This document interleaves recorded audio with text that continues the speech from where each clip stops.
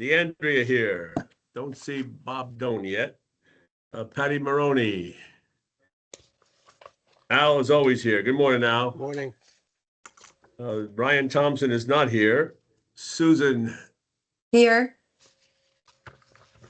you're there somewhere. I don't see your initials. Good I'm morning, here. Susan. Can you hear me? I think I'm not muted. No, you're good. There you are. When you speak, Okay. You're there. There you are. Good. And Bob Don, I heard his voice. Present. There he is. Good morning, everyone. And hopefully 26 will be a good year, healthy and happy. And Bob Doan, we're waiting for. I think what we can do is what we usually do is take care of our enforcement issue with Janita. So she can go back to work and do something productive today. Okay. Good morning, Thank Bob. you, Thank you, Bob Mr. Doan has Chairman. arrived and looking healthy and fit. Morning, Bob. So Janita, morning. what have you got to tell us this morning? Okay, for the time frame, November 1st, 2025 through December 31st of 2025, the department has 5 open files that it's working on, and 3 files were closed. The first file, that is 2023-77, was closed by the legal department. The investigator wrote a report and sent it up to legal, and legal did a compliance meeting and worked with the respondent, and they decided that there is no injured party and that the respondent came into compliance. So legal was satisfied with that. The next one is a land surveyor issue, and it's a civil matter dispute of facts. And then the next one, again, was an engineering complaint. The one above it was a land surveyor, and the one from legal was a engineer. And the last file closed by the investigator was the civil matter dispute of facts. And there was a discussion amongst the complainant and the respondent that they were going to go to court. So Okay. that's what I have. Does anyone have any questions, Mr. Chairman? Nope, not for me. Always very concise and that's very good. So Oh, thank you for the report. No questions, and we'll move on to the next item. okay. And again, thank you all, and Happy New Year to all. Thank Happy you. New Year. Happy New Year. Thank you. The next item on our agenda is the one item of correspondence, which was from NCEES to notify applicants of the change in the electrical, environmental, and structural exam and modifying types of calculators and other conditions of the exam. So that was purely for notification.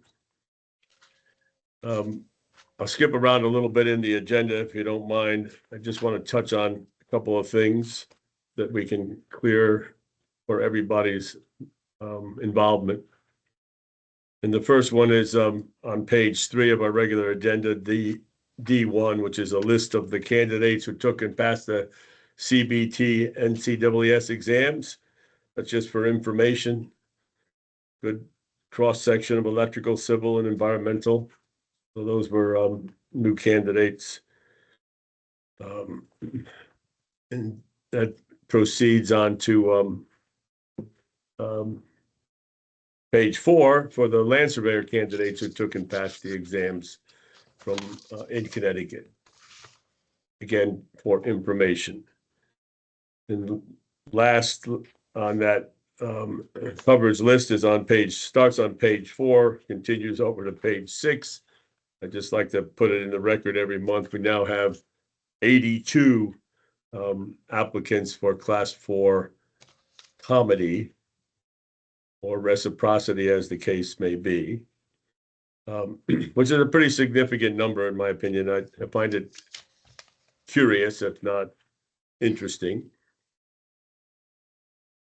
And that's all the basics. We have one land surveying item to deal with, and that was reviewed by the land surveyor members. We have Bob and Susan here for that. Do you have any comments on the reconsideration from Class 6A to 6B? It's my understanding it was primarily a clerical issue, not qualification issue. Is that correct? So yes, it appears that Joshua Wos is going for the Class 6B license, and he passed the FS exam.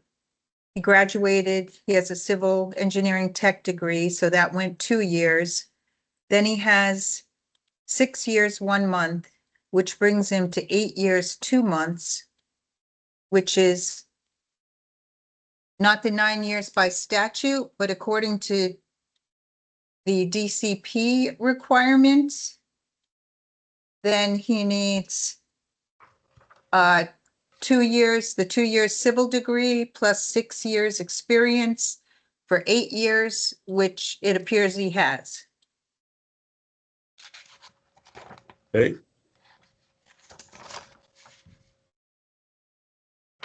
So is that a motion to approve? Sure, yes. Second. Second, Bob, thank you. All those in favor of the motion to approve Joshua Wos for Class B exam credit part 1. All those Aye. in favor say aye. Aye. Aye. Any opposed? So we hear that, hearing none, that motion would carry. And that would bring us back to, we want to do one more thing for everyone's involvement, which is the review of the minutes from November 18th. I reviewed them. I found one notice that we just addressed, which was about the VOS or WOS application, which we just reconfirmed. And there was also notation here to mine about one application for Zacharias, which we're going to also deal with today. So is there, are there any other comments or recommendations regarding the minutes from November 18th? None If not, here. is there a motion to accept the minutes as presented? So moved. Thank you, Second, Bob. Is there a second to the motion to accept the minutes? second, Thank you, Susan. Any discussion? All those in favor of the motion to approve the minutes from November 18th as presented, say aye. Aye. aye. Any opposed? Hearing none, that motion carries. And with that, I believe we've completed the land surveying component of the meeting today. Actually, we have 5 more applicants. We do. Where did I miss those? Page apologize. 7, there's 2 on page 7. Oh, And my there's fault. Yep, I'm 1, 2, 3 absolutely. more on page 8. You're right. My fault. I was overstepping. Okay, let's see. Page 7, you're right. Get rid of it. Get rid Brian of it. Gee. No, let's start with Karen De Casa. Class 5 exam, all parts. Motion to approve? Second. Any other discussion? All those in favor say aye. Aye. Aye. So we have, just in that vote, we have Susan, Robert, Al, me, and Bob Doan all voting. So the next applicant was Ryan Gee, permit Class A exam, all parts. I'm okay with it. I'll make a motion, we approve it. Second, Thank you, Susan. Any discussion? All those in favor of the motion to approve Ryan Gee for Class 6A, say aye. Aye. aye. Any opposed? Okay, Class 6A, credit parts 1 and 2. That would be for Kendall Jones. With the Motion to fundamentals approve. in Connecticut. Right, who was that? I'm sorry, Bob? That was Susan and I'll second it.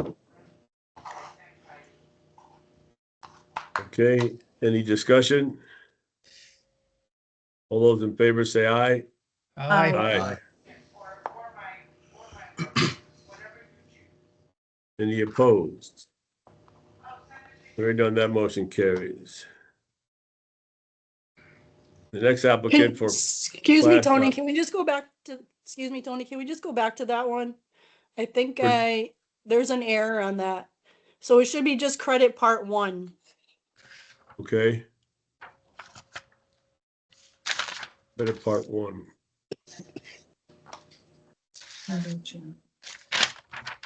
So he's got the fundamentals from Connecticut and now he's taking second part. Right, I Yes. see. Yeah. Right. Okay. Thank you.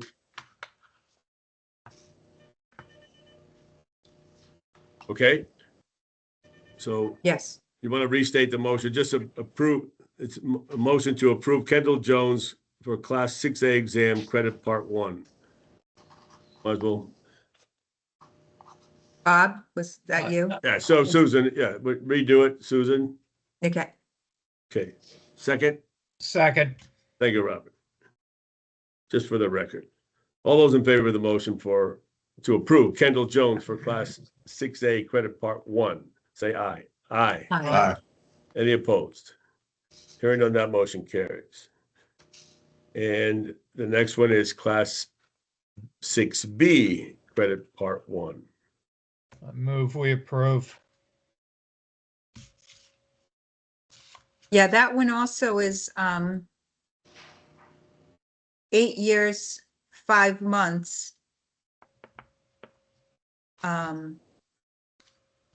But a 4-year civil degree plus 8 years, 5 months. So yes. Did you make a motion to approve, Bob? Yes, I did. Okay, I second it. Thank you, Susan. All those in favor of the motion to approve Jonathan Kokomo for Class, 6B exam, credit part 1, say aye. Aye. Aye. Any opposed? Hearing none, that motion carries.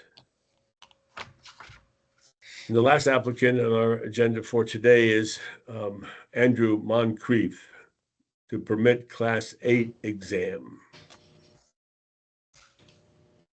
So fundamental, so he's licensed in New Jersey, he's looking to take the Connecticut exam. Motion to motion? approve. Second. Who was that, Bob and Susan? I'm Yes. sorry, I missed, yeah, okay. All those in favor of the motion to approve Andrew Moncrief for Class 8 exam, say aye. Aye. Any opposed? Hearing none, that motion carries. While we're on page 8, we have a list of those applicants who have passed the EIT. So is there a motion to accept or approve issuance of the licenses for EIT? Say aye. I mean, is there a motion? So moved. Thank you, Bob. I'll second. Thank you, Al. All those in favor say aye. Aye. Any opposed? Hearing none, that motion carries.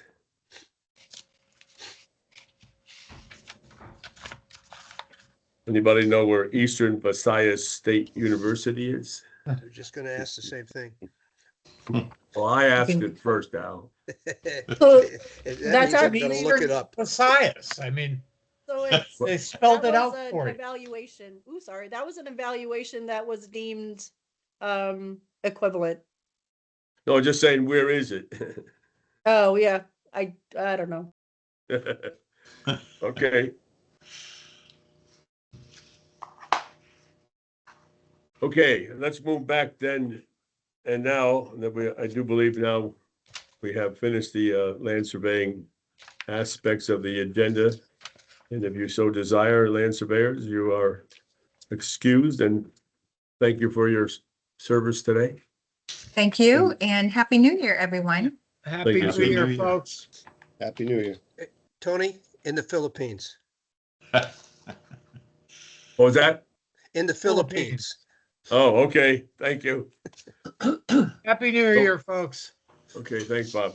We're gonna move back to page 2 of our regular agenda, and there's a list of 3 people for reconsideration of prior decisions.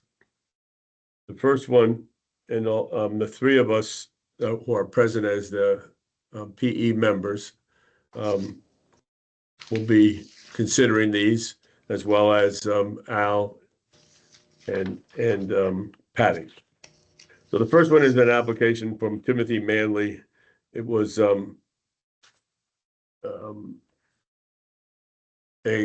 condition or situation where it was not understood that in fact he had the credentials. So under Manley, he has a technology degree, multiple licenses.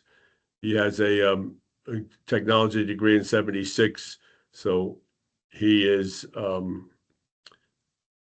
it was clarified that his degree was qualified, and therefore I would recommend approval of his application for Class 4 reciprocity. I would second that. Thank you, Richard.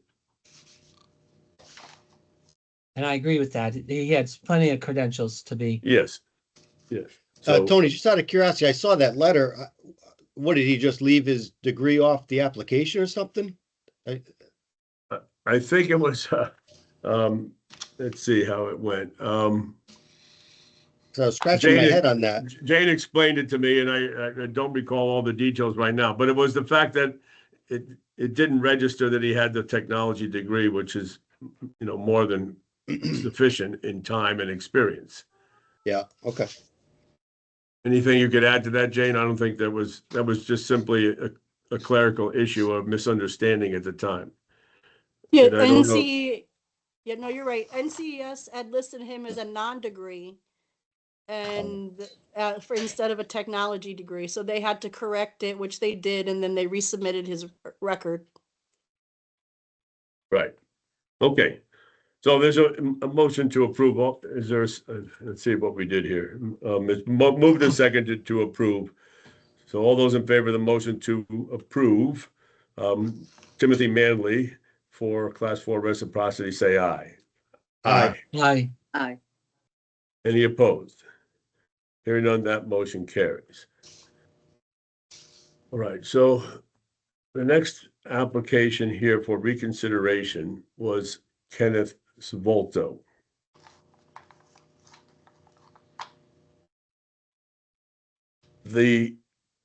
I'll try to do my best to summarize, but there's a lot of discussion here, and I preface it by noting that our policy has been that in order to be licensed in the state of Connecticut, we have been following the basic model law from NCEES, which establishes a consistency throughout for comity among applicants. Comity meaning that the individual applying for licensure in Connecticut meets our minimum standards by our statutes and regulations, which is to have a 4-year undergraduate AGBET accredited engineering curriculum.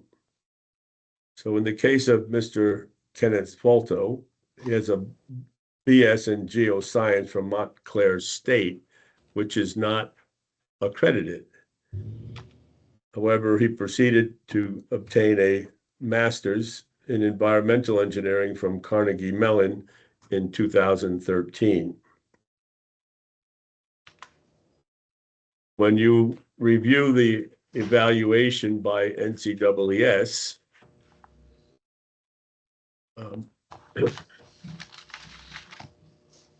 we show a total of 49 credits from the master's program at Carnegie Mellon.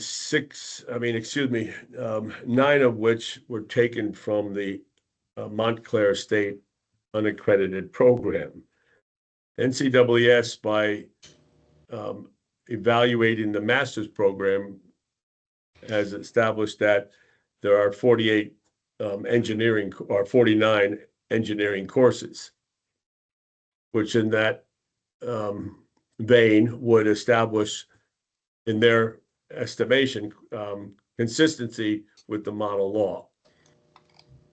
However, that's inconsistent with what our policy has been.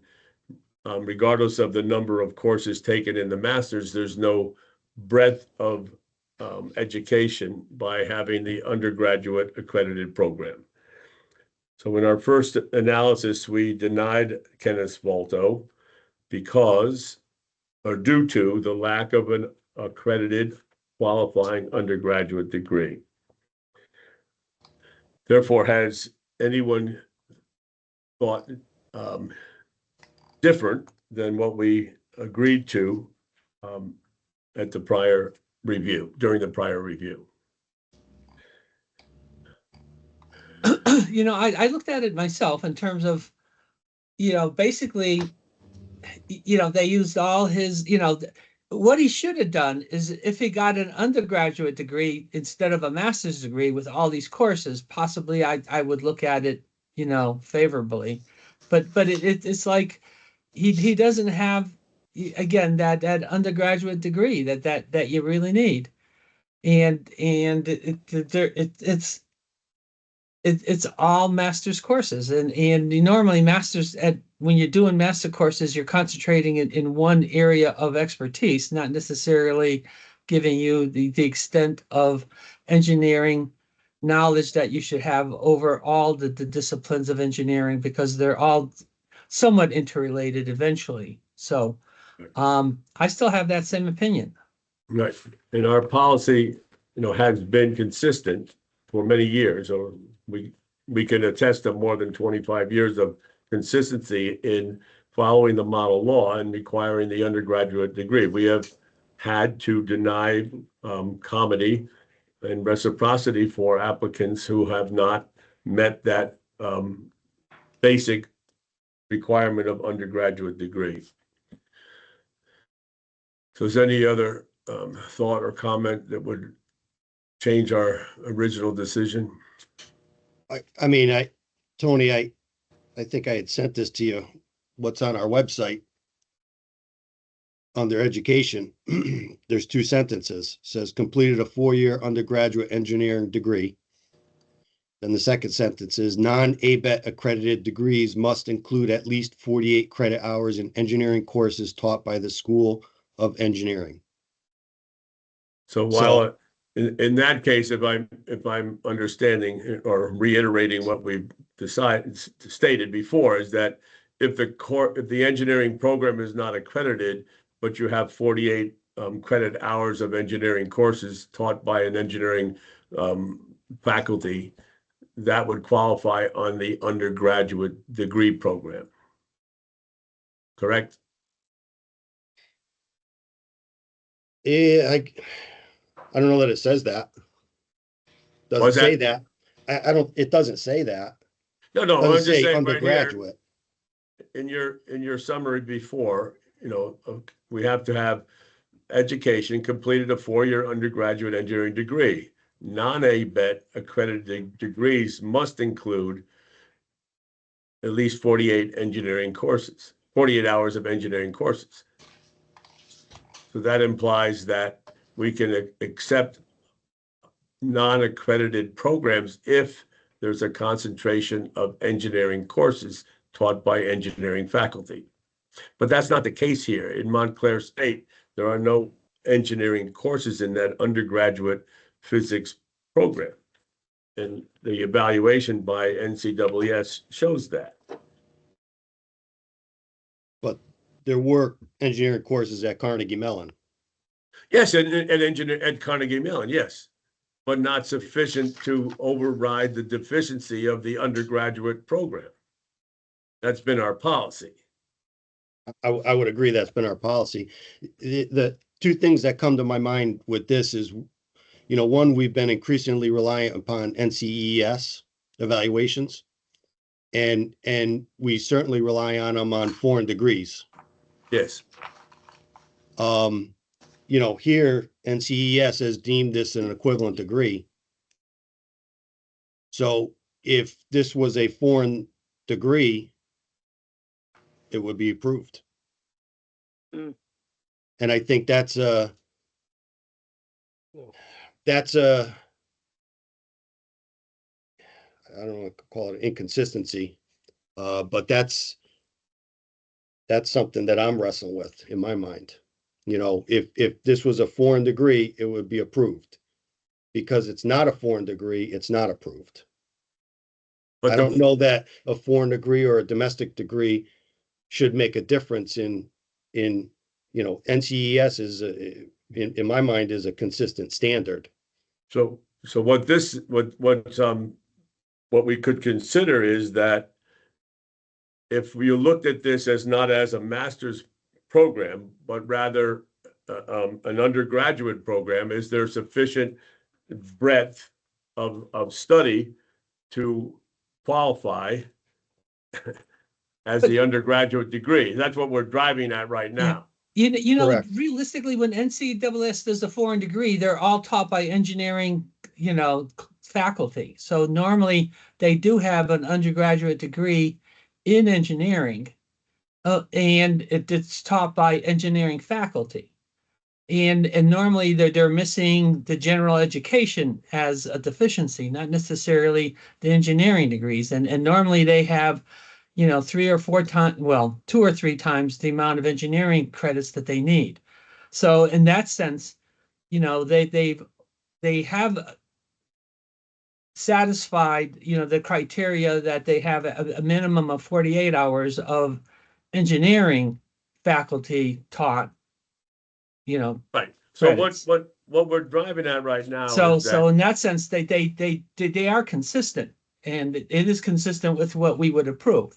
See, and the only thing that we're wrestling with is that, are the 9 credits that they use from Montclair State University, in a general science degree, engineering courses. And that's what we're trying to determine. right. I think what Rob is driving toward, and I don't disagree with it, is you can take this evaluation of the master's program, treat it as though it's an undergraduate program without the electives and the writing skills and all that, all the other sciences. And you look at this, and what was accepted from Montclair was a engineering geology, and a soils mechanics. Those are legitimate undergraduate engineering core programs, right? So what we're saying is he's got his master's degree was in 2013. He's been working as an engineer with good experience since then. And the graduate program qualifies as equivalent to the undergraduate program. So you're just ignoring the fact that it's actually done under a master's. You can treat this as I went back to school and took my undergraduate program.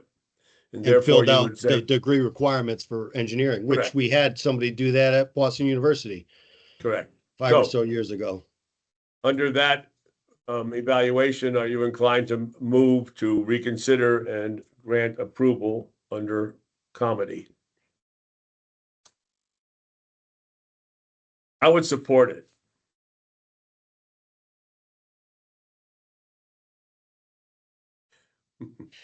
I mean, Tony, if you're asking me, and you did capture what I was driving at, but I'm also driving at trying to make sure we're consistent in my mind, and one of the consistent lights in this, guiding lights in this, I hope, is NCES, and I guess we have to determine our reliance upon their opinion or their evaluations, which we've been starting to debate that over the past year here.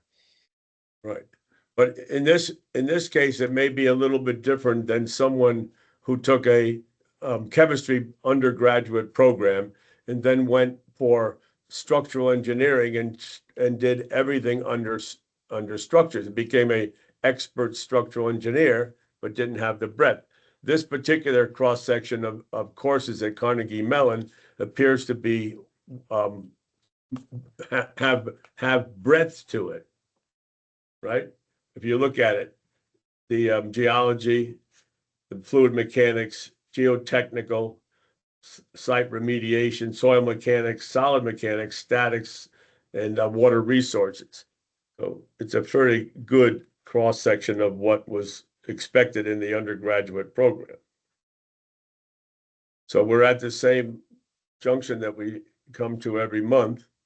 And in this particular one, it appears that it was intended to cover in the Carnegie Mellon curriculum for the masters, all of those courses that should have been done in the undergraduate. So the policy that we have had to maintain the undergraduate ABET approved undergraduate program has been overridden in this particular case by the cross-section of courses. Yeah, I Is think that- that's where in my mind too, Tony, that's where the debate is, Yes. You've worked hard for a lot of years to be consistent, and this is a slight deviation from that consistency, in theory, to be consistent, which is an oxymoron, but that's what I'm grappling with. And you all have been on the board longer, applying that consistent thought to these applications, so. The consistency that we've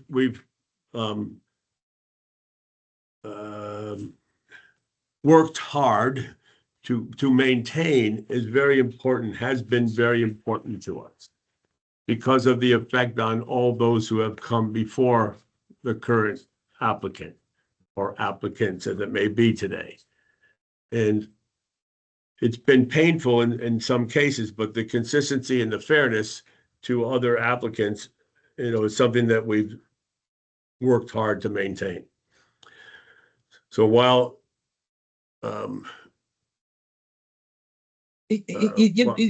thing that I just looked at is that, his undergraduate degree, he was in 2012. yes, And his master's is in 2013. So in reality, he didn't even try to apply for a job as a geoscience major, and what we have to recognize is that he might have said, well, it's too hard for me to pass an engineering ABITE program. Let me pass, a lesser, general science degree and then get a master's in engineering. And I circumvented the entire system. I could see if it was 5 years later and he couldn't get a job as a geoscience employee, but he just turned around and he graduated into geoscience, degree as a lesser requirement, and then said, well, now I want to be an engineer, and I didn't have to take all those engineering courses. So I've actually circumvented the system and got what I wanted without having to do what all those other engineers have to do. Right. So that's kind of a tipping point for me is I could see if he tried to get a job for a year or 2 years and he couldn't get a job, but he immediately went for an engineering master's, recognizing that he didn't have an engineering undergraduate degree.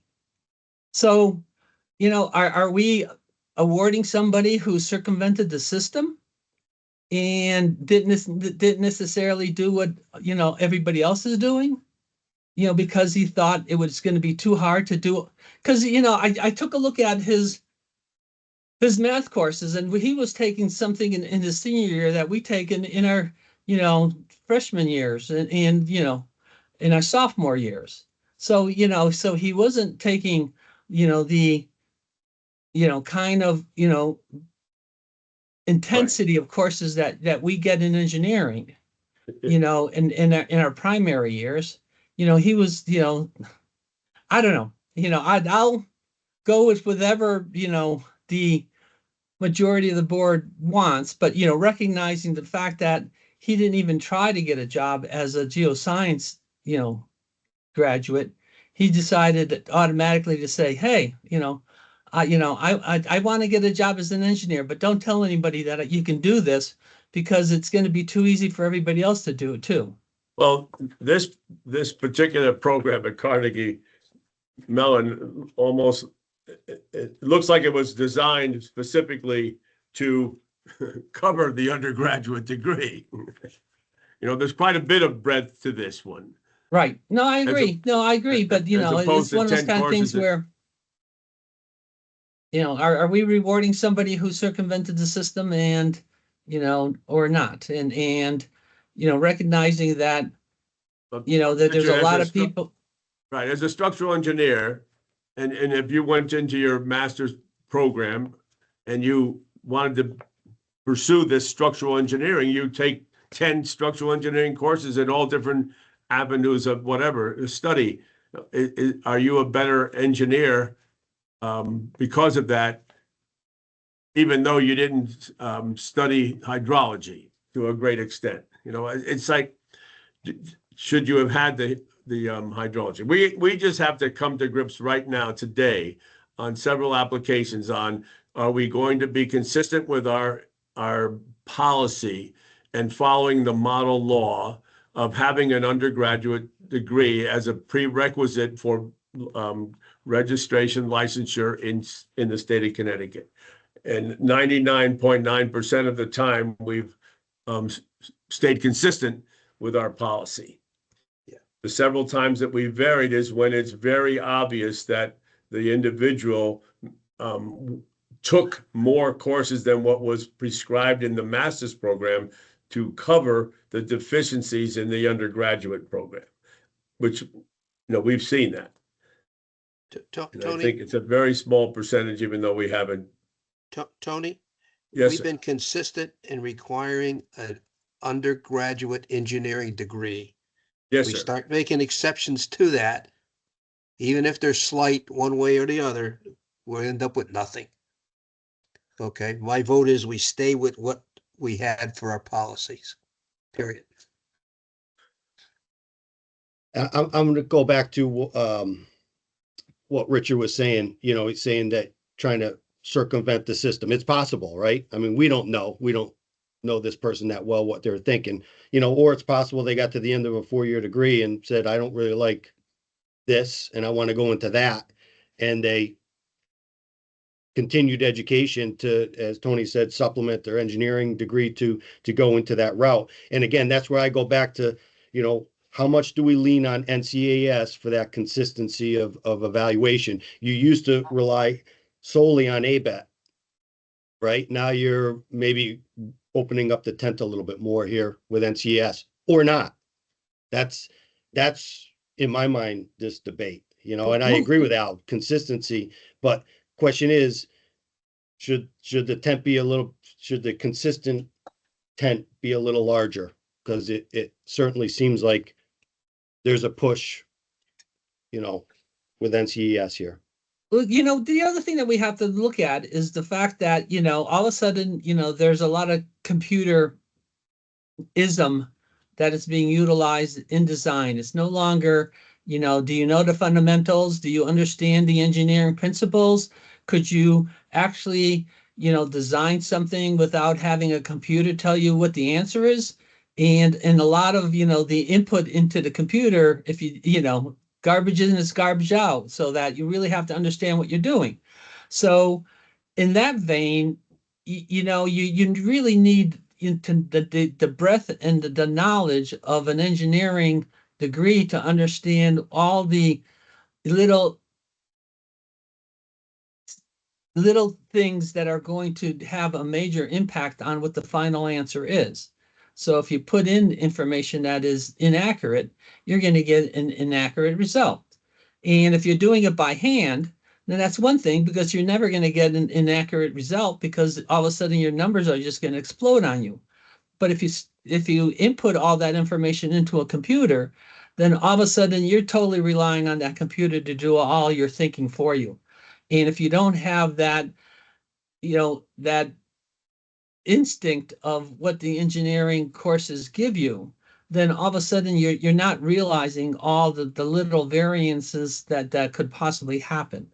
So, I would have to agree with Al in terms of, you know, you have to, wonder, what was this, the thing is, if he didn't really like doing geoscience engineer, he should have just taken another year of engineering courses in the undergraduate program, and he would have had an undergraduate degree, and we wouldn't even be here talking about it right now, because But what it if you would looked be. at, what if you looked at the Carnegie Mellon program as supplementing the Montclair science degree? But it's still not an undergraduate degree in terms of, Okay. basically what happens is that you're piling, credentials on top of yourself, because all of a sudden you can say, I have a master's degree, so I know more than anybody who has an undergraduate degree. And that's not the truth, because all of a sudden, I can get a PhD in engineering, but have no, and not have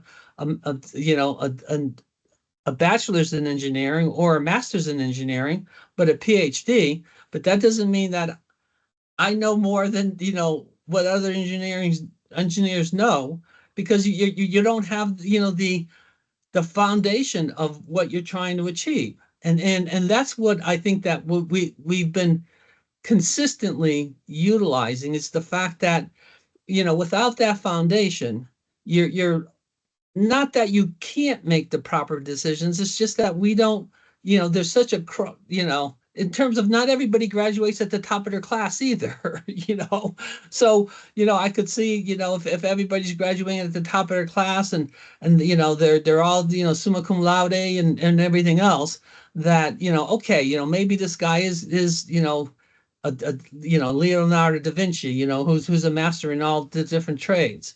But what we have to do is assume that, we have a policy, and we've been utilizing a policy for, a number of years, and we've been consistent with it. So Okay. now all of a sudden, all the people that we were consistent with are not necessarily going to be served by us being inconsistent. Right. So I'm going to take, Could I, This hey, approach. Tony, can I make one Yes. more Yes, sir. comment? to Absolutely. Richard?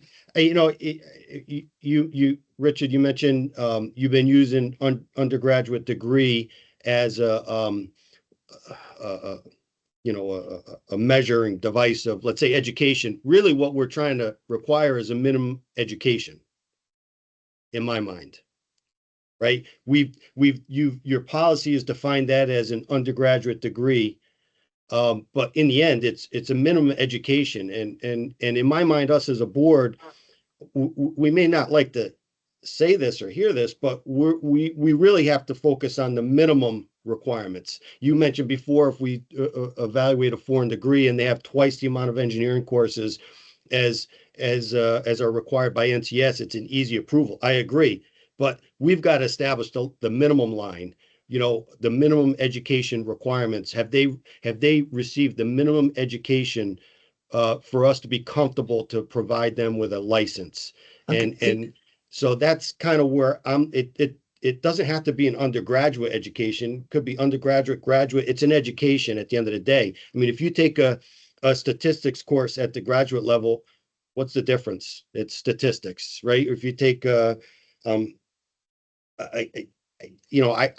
been to grad school myself, they're classes, it's education, whether it's at the graduate level or undergraduate, it's education. And in my mind, we're trying to establish a minimum education standard.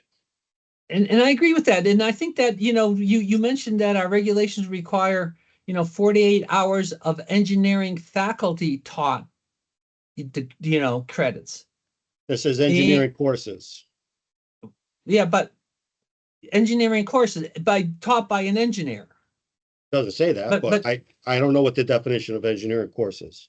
Well, the thing is, I think that, when you look at, something that you would get at MIT, or you look at something that you might get from Central Connecticut State College, they're, and whether they're, taught by, an engineer trained faculty or, a science trained faculty, you would get different, perspectives of what that course is. And I think that is, if they were taught by true engineering faculty, then I would have to agree that the 48 hours of engineering credits taught by engineering faculty would suffice in what we're trying to achieve.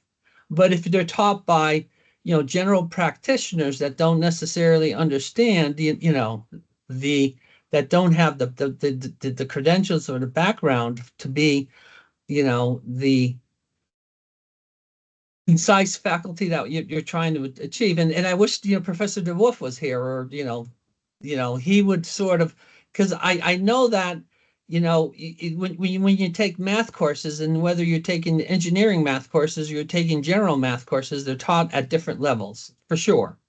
Definitely, or you're looking at, a chemistry class taught by, engineering faculty, or a chemistry class taught by, general practitioners, not general practitioners, but general, people who don't have that same kind of background. You get different, information.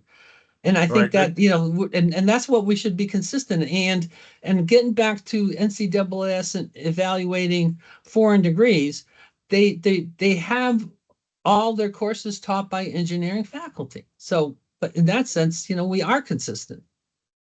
Right, Al, I believe, has put forth a motion. Is that correct, Al? I'll put forth a motion that we take a vote on this, if that's what you're looking for, Tony. Well, we have I to don't bring want to it be to, put, I don't want to be put in a position where I got to analyze various courses by universities and so forth.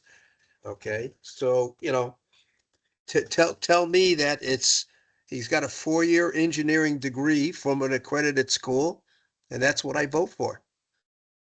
I'm not going to analyze courses. They're going to be different. I mean, we just approved the license from Philippines. We want to second guess his license, his courses, what he took in the Philippines. I don't think we want to be in that position. no. So if what we should do is if that's a motion, is there a second to the motion to deny Okay. the comedy I'll based on the clarify the lack of an motion. engineering degree? I'll make that motion to deny a license for Kenneth, can't say the last name. Bolto. Okay, based on the fact the absence of a 4-year engineering degree. I'll second that. Okay. Hey. Now, in discussion, we have discussion opportunity here, and we've had a lot of it. However, Mr. Sbolto went to school in Montclair State. He recognized that his engineering, or what he thought was an engineering program, was not ABET accredited. He then decided that he best get some engineering credits. He went to Carnegie Mellon. He took an engineering program. It happened to be under a master's listing. However, it was a significant number of engineering courses. Is that looked at by supplementing his deficient undergraduate degree? Or is it looking at just taking some courses to avoid the ABET requirement at Connecticut? Well, I think that what he should have is he should have 9 or 8 additional courses from an ABET accredited engineering program. Because right now he's using 9 credits from Montclair State. Right. And he's 9 credits short. So, if he goes back and he takes 9 more credits or 8 more credits, whatever he needs from an engineering approved ABET engineering, institution, then all of a sudden we could look at it and say, yes, you have the 48 credits from an ABET approved engineering, institution, and you meet, and I think that's what we did for that that Boston University engineer. He went back and he took the credits that he needed to supplement everything, and then he reapplied when he had the adequate supplemental credits. Okay, but And the that issue, would be consistent with what we're doing. understood. So it's either consistent with our policy and having an ABET undergraduate degree, which is the minimum education criteria that Rob just mentioned, or we recognize the deficiency in the undergraduate program and went back to school to take a more of a breadth of education, which was what appears to have been done on the Carnegie program. You see, so that's our quandary. Either check the box, ABET accredited. If not, no chance. Or was there a conscious effort to fill in the gaps? You just suggested maybe he's got to go take 8 or 9 more credits. What should they be? Should they be soils? Should they be chemical soils? Should they be hydrology? To add what? Where's the deficiency in the breadth of his original education? It's not for us to decide. So then it comes down to simply, do you have the ABET accredited program? If not, you cannot be licensed in the state of Connecticut, because that's been our policy for 25 years. So is that Tony, enough discussion? One more comment. I don't know which way our vote would go here, but my guess is it'll be split, and it'll be it'll go one way or the other. Do we table this for 1 month to give everybody a little time to stew on it? Because in my mind, I'm trying to be respectful to the board's consistency for a long time, and I do value that. I think that's important, and I think this is not a simple evaluation of one person's application. This is evaluation of a board's consistent policy and thought process, and to maybe change that in 15 half hour, 30 minutes of discussion. Right. I don't want to be hasty just to get something done, and maybe we deny somebody that actually should be approved, or vice versa. I don't know. Correct. And I would I make a motion to support, table it. I support the idea of tabling. We do have a motion and a second on the floor, so we have to deal with that one. I think that the tabling is good. We are missing 2 engineering members of the board.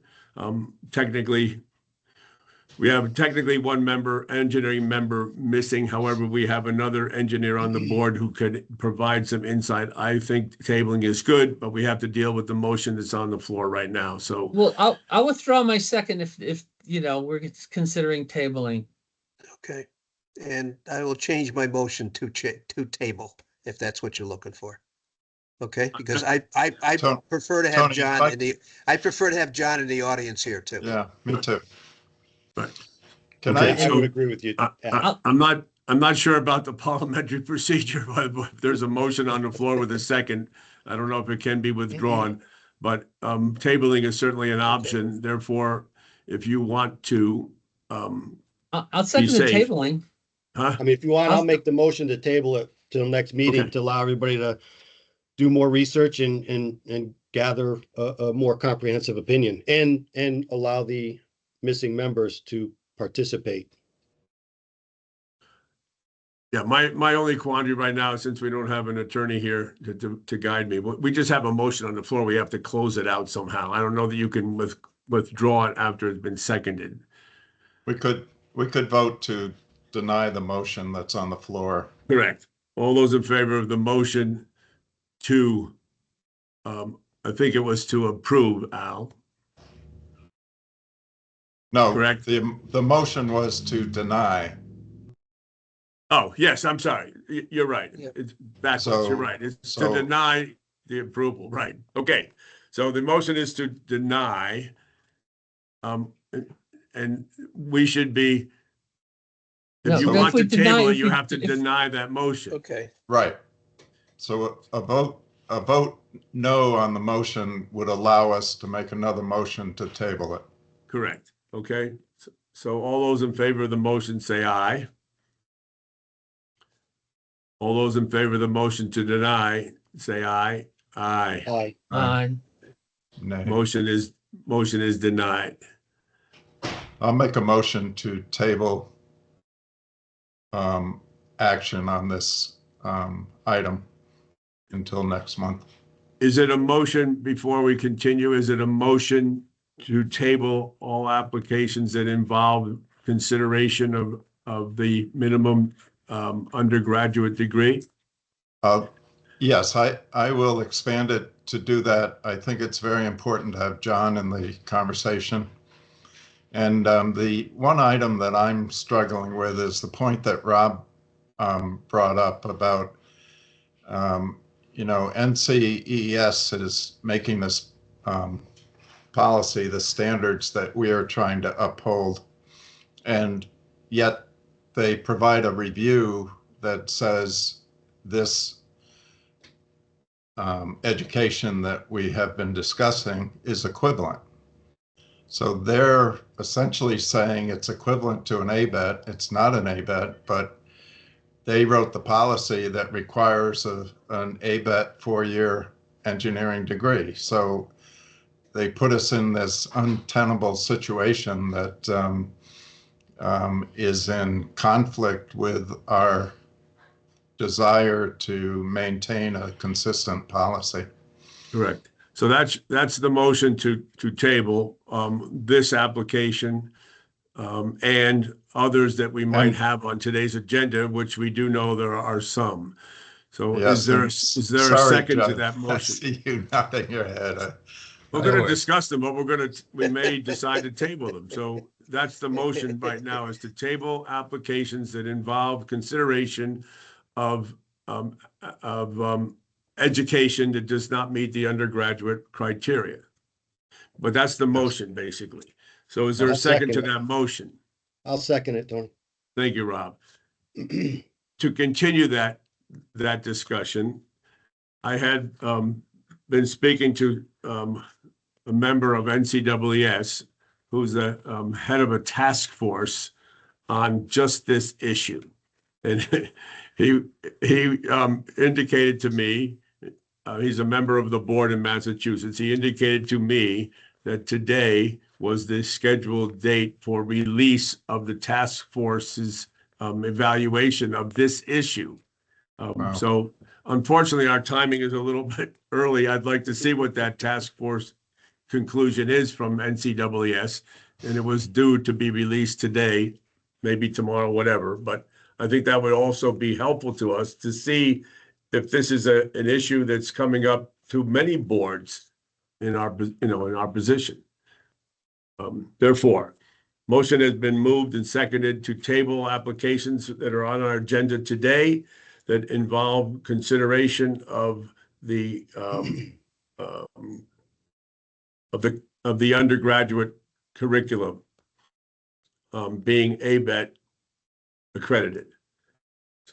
So all those in favor of the motion to table of those applications say aye. Aye. Aye.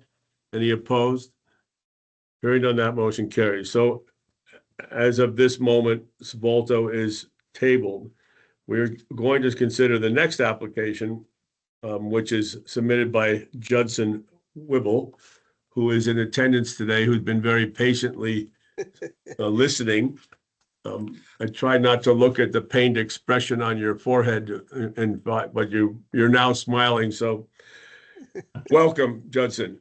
One thing that I noticed in the application, and it may not be your fault or ours, sometimes the record from NCEES is not complete, but the application that you submitted with your request for reconsideration is lacking in experience since 2022. Small issue. You might want to have that updated so the application is in fact complete. In your case, you had a BS in physics from Allegheny College back in '99 and a master's in civil engineering and environmental engineering in 2001. So from your standpoint, having listened to whatever we had been saying, can you I guess give us an idea why you want to be licensed in Connecticut? That's number one. And what is your input on our discussion about how you went about determining your path to licensure? Sure. I'll give you a quick rundown. Thank you, gentlemen and ladies, for your time and efforts on this committee. I know it's obviously a volunteer effort, and it's definitely a challenge at times. So, especially with the different considerations. So, in short, my grandfather went to Allegheny College. My dad went to Allegheny College. My mom went to Allegheny College, and I wanted to go to Allegheny College too. Unfortunately, Allegheny didn't have an engineering program, but that's basically what I always wanted to do. They did have a 3-2 program. And so I had the opportunity to go to Allegheny and study physics with the intent of going to an engineering program. Actually, I was looking at Carnegie Mellon, which is kind of funny that the previous candidate went there. And I had the opportunity to play soccer during my time there. I played soccer for 3 years, and in order to better myself or whatever, I decided to stay and play soccer for my last semester and graduated in 3.5 years from an undergraduate degree. But I knew at that time that I still wanted to do civil engineering. But I got a bachelor's degree in physics, and I reached out to several engineering colleges at that time and asked them whether I could do basically just go straight to a master's program. But instead, they said basically I needed the breadth of knowledge, as Richard was talking about.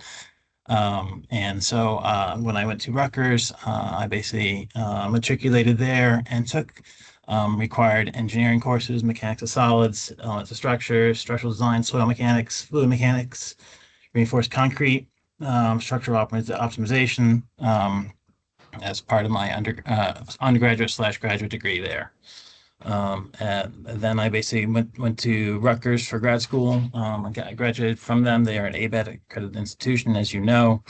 And I graduated in a little bit longer time from there. So after that, basically, I got a job doing structural engineering. I did structural engineering for 10 plus years with WSP in New Jersey. They have the largest presence all over the world, actually. And then basically did 2 years of project management and then program management for the Walk Bridge. And I had the opportunity to transfer up to Connecticut to do program management for the Walk Bridge program, which is out of Norwalk, Connecticut. I worked for them for WSP in Connecticut for 7 years, and then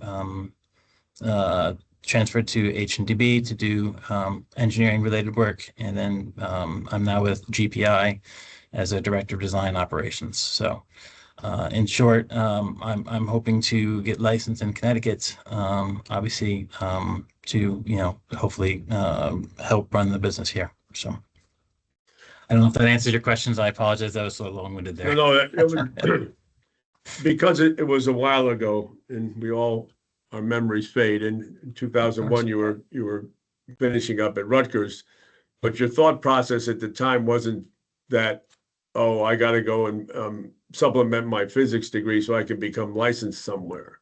You probably weren't aware of NCAAS at the moment, or you might have been. And NCAAS, don't forget, is an advisor, basically, right? And the objective of NCAAS is to create a basis for comparison to all engineers, to foster comity between states and jurisdictions. So they are advisory. But because of that, we have our state statutes and regulations require the undergraduate ABET program. So that's where our quandary has been for many years. So, anyway, that's where we are. And you saw the discussion. We're going to continue it. We have to continue it. So with your understanding, we're going to table it by our prior motion because we have to come to grips with this. And I'm anxious to see what NCAAS task force has come up with as trying to continue this objective or reach the objective of maintaining consistency throughout the states and other jurisdictions. So, and just so you know, if you want me to share on the screen, I have the NCES model law from August 2025, if you'd like me to show that on the screen for you. I mean, that once again, that's possibly changing, but just so you see the existing law as it shows. Right. The existing model law changed a couple of years ago to require not only the undergraduate degree, but a master's. They call it MS plus 30.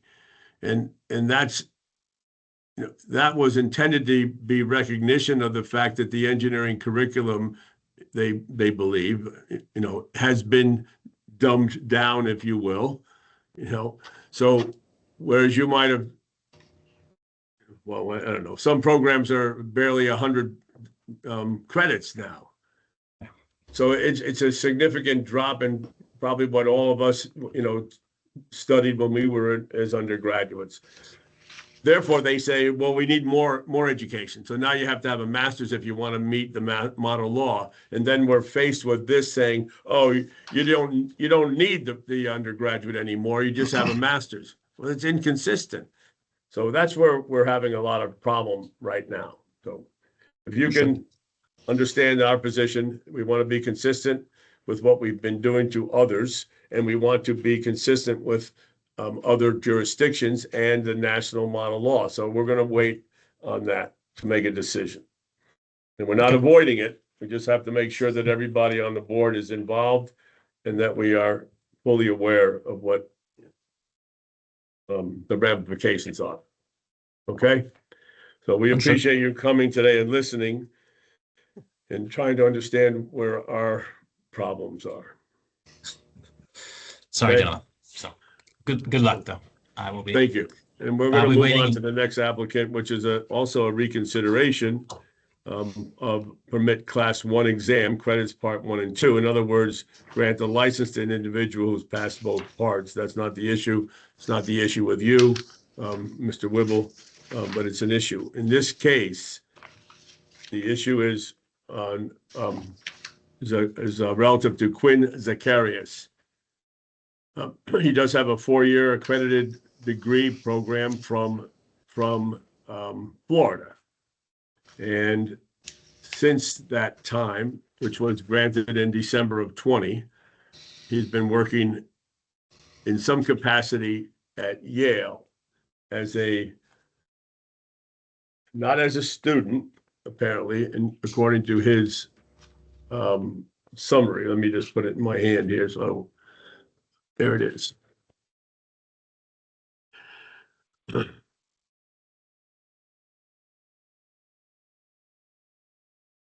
Just want to read one thing. This is in a summary letter from Quinn Zacharias. It was addressed. There's actually not a date on this one. I believe it accompanied an email written to our board administrator on December 5th. It was a summary, and the statement says, I'm currently enrolled at Yale University as a doctoral program. I don't see that there was a master's program in the application or his summary, but I'm also currently enrolled at Yale University in a doctoral program, Yale School of the Environment. My ongoing doctoral enrollment is not being submitted as education credit for licensure. Rather, I am providing it only as context to my professional work setting. So the work that he is doing is not classroom-based education. It is full-time professional engineering activity in a research setting involving. So I think our issue here is whether or not the work at Yale, designing and studying the results of the experiments in field scale system planning and implementation, quantitative engineering analysis and modeling, design adjacent decisions, monitoring network design, sampling design for system performance evaluation, instrumentation planning, and producing technical deliverables consistent with engineering practice, which is documentation, procedures, and analyses, and defensible conclusion. Therefore, I think the issue with Mr. Quinn Zacharias is whether or not the experience following the degree qualifies as engineering experience, and therefore, based on his registration and licensure, should he be issued license in Connecticut. Tony, I got a question that maybe something I was having a tough time picking up. He's working or doing something at Yale as an employee, or is this Yeah, getting credit towards a PhD degree? I never saw, right. I didn't get the sense he was getting it was all for a degree, but why else? I don't know. I was a little confused why he was doing this for you. Like our company's going to Yale and say, we need you to do this research, and he's that person there doing the work, to do research for corporations to develop new products or something. Okay, so that was our initial concern when he first presented the application. We tabled it at the time, and I don't think we've gotten all the information we need to answer the question. And what it appears to me, because he says it in clear, in his words, my ongoing doctoral enrollment is not being submitted as education credit, right? So if he were satisfied if he was, let's see, if he was satisfying his let me start again. Since he satisfied his undergraduate requirement by the University of Florida accredited program, he's not asking us to give him a credit of a year's experience as a doctoral program because he hasn't completed it. And it doesn't show that he has a master's for a year either. So it appears that he's working at Yale, designing an experiment, which in pure sense of engineering, if I were setting the specifications on a design, that would be considered engineering because we want this job designed this way. But that's not, I don't know that this is engineering experience. So my question is Yale paying him to do that, or is he paying Yale to do that? And that's the same question that John had asked when we tabled it by what our minutes show. He clearly says he's in a doctoral program, okay? Right. And then So he said, normally but I'm that- not looking at it for educational credit. Good, because we're not going to give you the educational credit because you didn't finish yet, right? So he's a student. And then if he's a student as a doctoral candidate, can you consider that as employment after the degree? And he's been doing it since he graduated. Our regulations say that, we will give you credit, 1 year of credit for a master's degree. But he doesn't have one. He doesn't I know. have So realistically, he doesn't get that 1 year of credit because he doesn't even have a master's degree. Right, and he doesn't have 4 years of engineering experience acceptable to the board, in my opinion. But we don't have a Right. motion on this yet, and that's what the reconsideration is. We denied it. Well, we tabled it, excuse me, we tabled it by our minutes. Well, That's what I why had doesn't he said. just get the experience when he leaves his program? Like everybody else does. We wait till we graduate and then we get our experience, and that makes us a viable, completed, model law engineer. Right, so what the question for us right now is, I have a question. I have a Yes. question. If he was doing this as a job out anywhere but Yale, would it qualify as experience? Because is it just because it's at Yale that we're questioning it? Patty, I'm glad you said that because I'm that's sorry. exactly where my brain is. Right. Yeah. In October, when John DeWolf reviewed this application, he moved to table it and requested clarification on whether or not the applicant is currently working toward a degree. And the applicant today said, I'm enrolled in a doctoral program, but I'm not asking you to give me credit, for time. In other words, he's a student. He's in a doctoral program, and the question is, he's doing a master. I shouldn't have said master. He's doing an intense experiment on studying the results of runoff in a watershed. And the supervisor is not an engineer, not a licensed engineer anyway. Mr. James Sayers at Yale. I thought he was. No, I he thought he doesn't was. he doesn't list a number. He signed it, and he's the graduate research supervisor, James Sayers.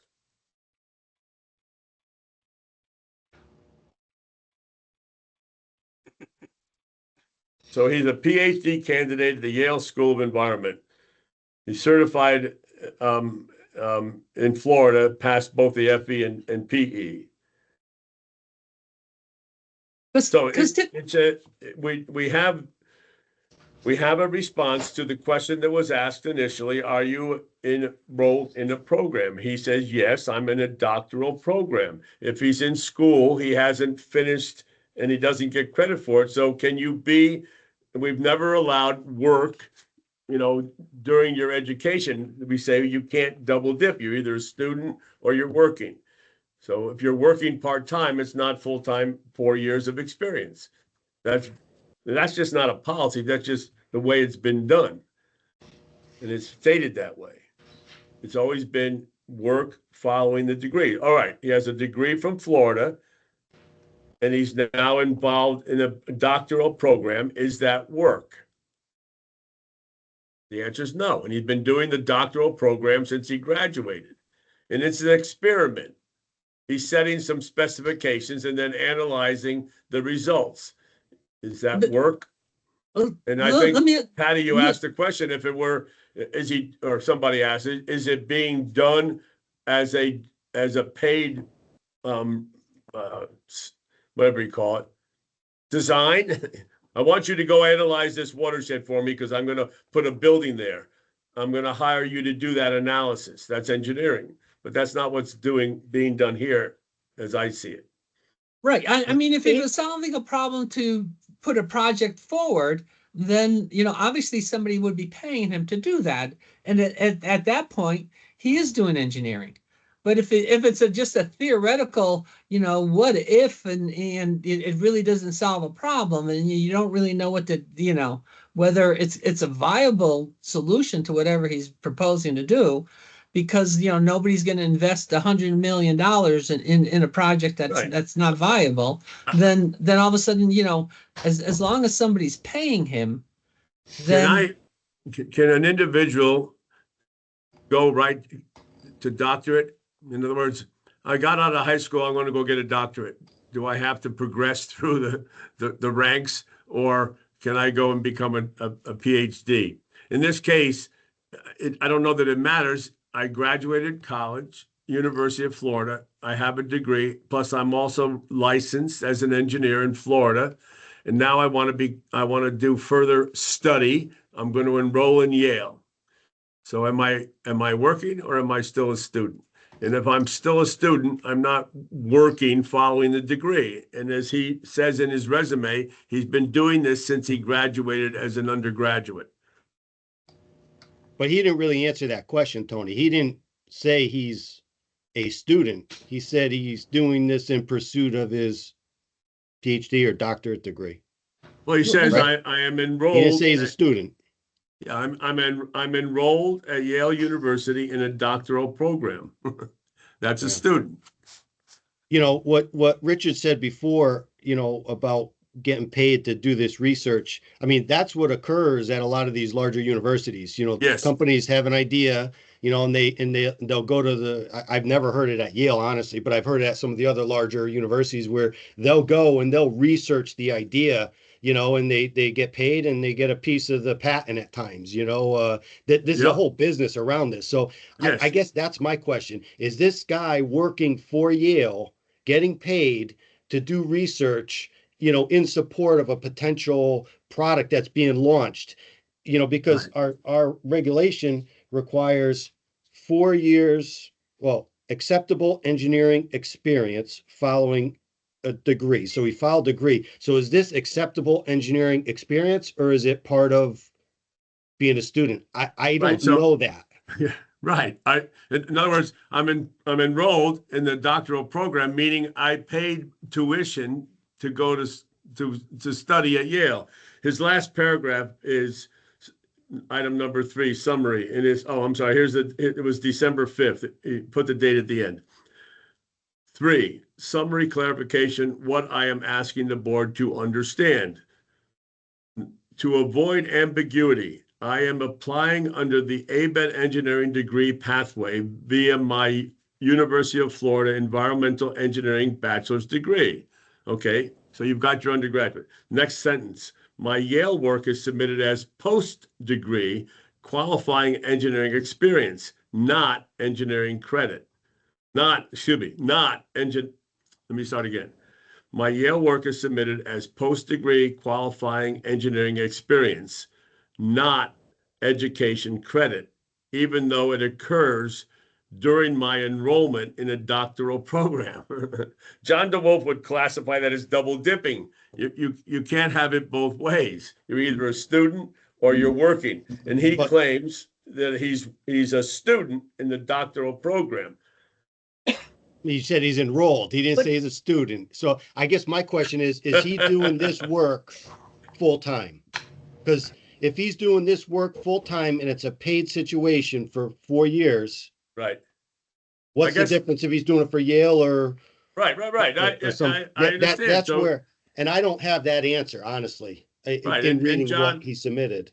Right, John had asked that question, and so I guess the simple answer is, how much did you pay to be enrolled in the doctoral program? Or is the Yale University paying you to do this job?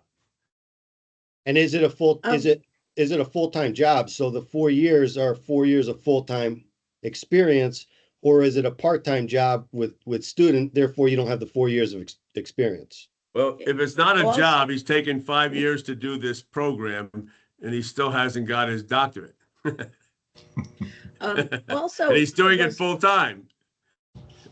Was a requirement of him getting this research position being an engineer? I mean, is it based on the fact that he had the degree from Florida?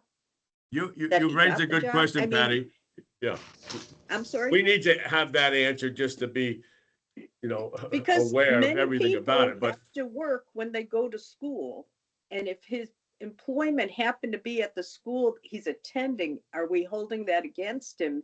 Maybe it has nothing to do with the degree that he's going for. I don't know. I can't tell. And I have a lot of questions. I'm not as experienced as any of you on these issues. But those are the ones that are coming up. Oh, and the other question was, does he need to be supervised by an engineer to have his experience count? one of the reasons for For the having 4 the years. endorsers, one of the reasons for having endorsers on the applications, and we've sent applications back until they do it. And sometimes people come up to us and say, look, I'm working for whatever electric boat, and none of the people that I work for are engineers. That's a problem. Yet he's got tremendous experience. So the answer is he doesn't have, right now, his supervisor is not an engineer. Okay, so do we have to have engineer supervision? The endorsers are to what's the word I want? Confirm, his engineering capabilities. It don't necessarily have to work for that individual who endorses your application. Do we agree on that? Yeah, so. Thank you. But the crux of this one, I think, is, are you working for 4 years following your degree? And that's a real simple check mark, Yeah. because it's real clear. After you get your degree, you have to work for 4 years and gain the engineering experience theoretically before you can be licensed. So he's licensed in Florida within 1 year, apparently, of his graduation. Let me get back to that for a minute here. And I would ask, is it 4 years full-time, right? Because that's our criteria, 4 years of full-time. Because if it's 4 years of part-time, that's not 4 years of full-time, in my mind. Right. I'd say, let me just gauge one more thing here. Sometimes our applications are here. Date of birth, 96. Okay, he graduated in 20. So there's a big gap there. He's not a young kid, right?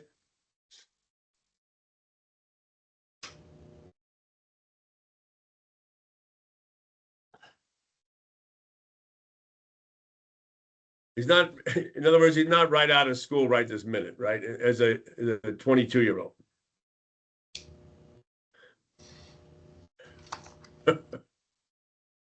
But maybe it doesn't really matter. I'm just saying that He got out of school in 20 and he went to Yale.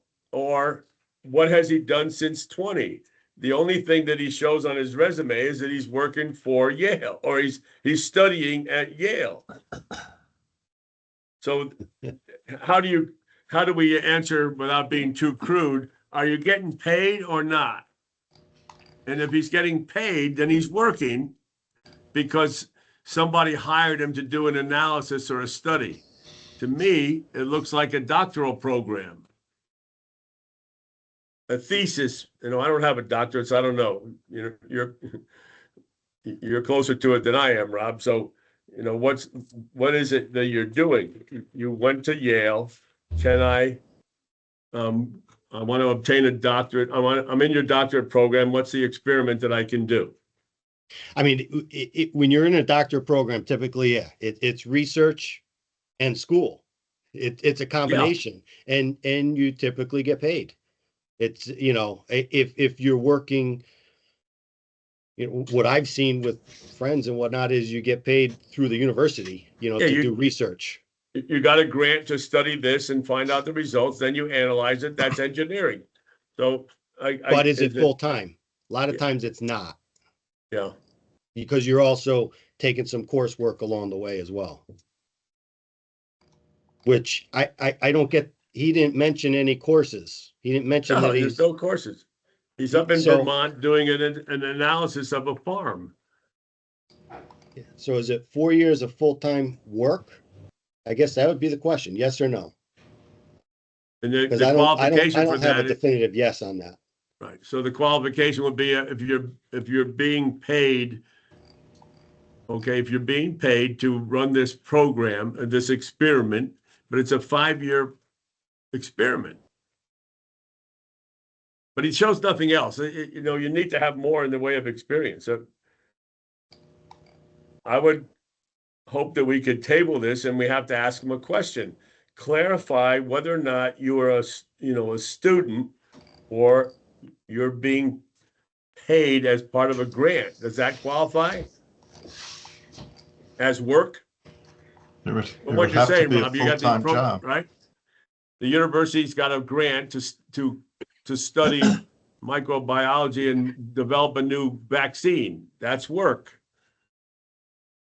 I mean, it says engineering experience I would say I would consider it engineering experience. Again, nobody coming right out of school is designing a skyscraper, right? No, anybody, the first 4, 5, 6 years, everybody's doing the basics, and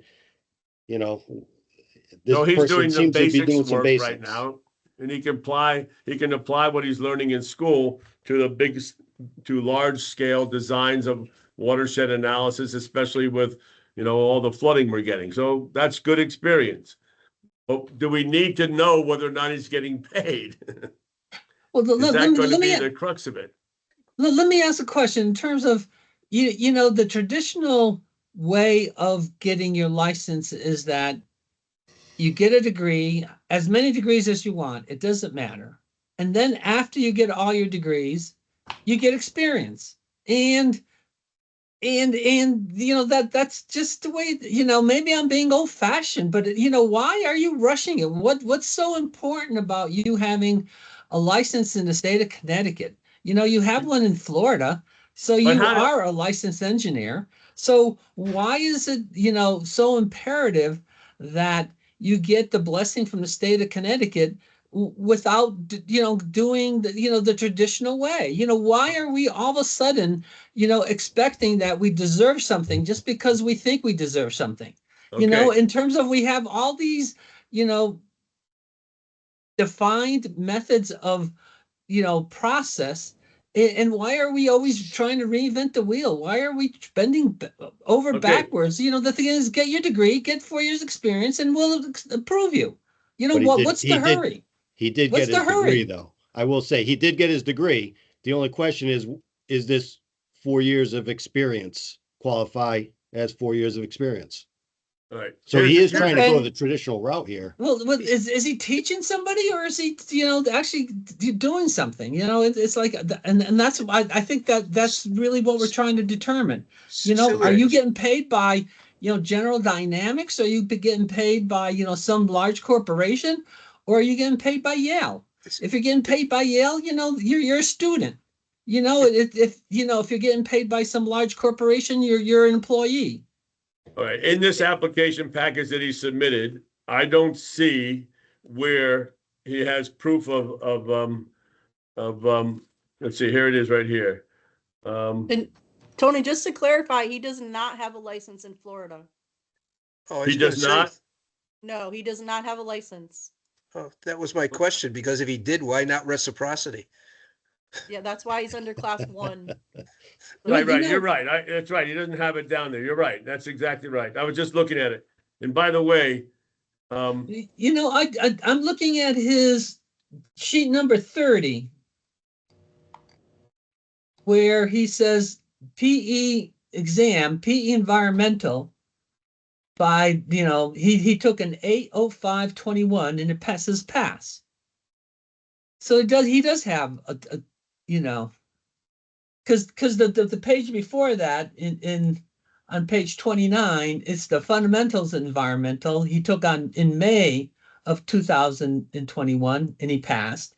And then in August, he took, the PE and he passed. So he does have a degree in Florida, according to, and again, I would like to see Florida send us, a summation, not necessarily, a page off of, NCWS So- or something, and so that confused me. But the thing is, what's so important about getting a license in the state of Connecticut? If you got one in Florida, so what?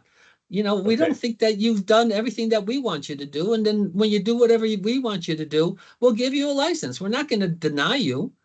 all right, but there's still something confusing in my mind. I don't know.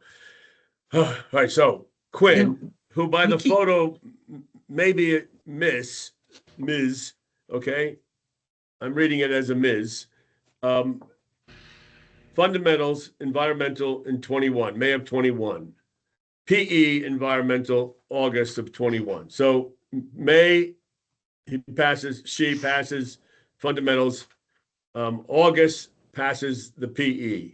So she is an engineer. She's looking for reciprocity in Connecticut. And the question is, what?